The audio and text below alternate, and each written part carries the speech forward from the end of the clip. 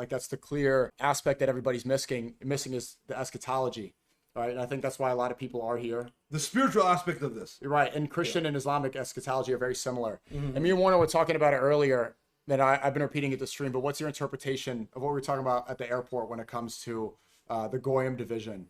Well, like we discussed, they want to divide us so they may conquer us, right? The reality is, according to our end-time eschatology, the true Muslims and the true Christians will unite as one and fight against evil. We've been telling you this for a very long time.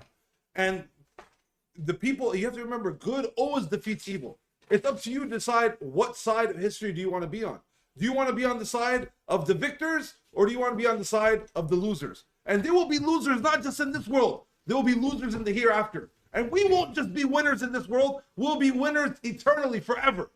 So you got to choose a side, bro, and choose wisely.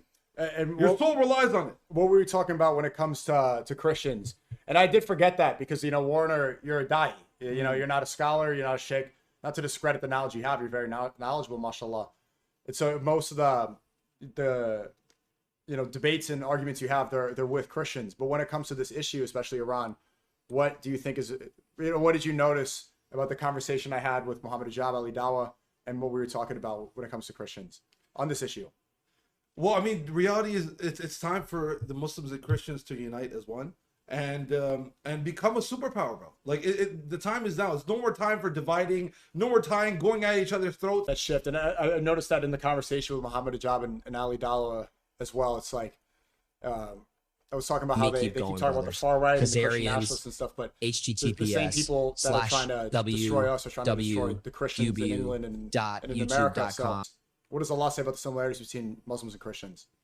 Well, like I said, there's real Christians and then there's real Muslims.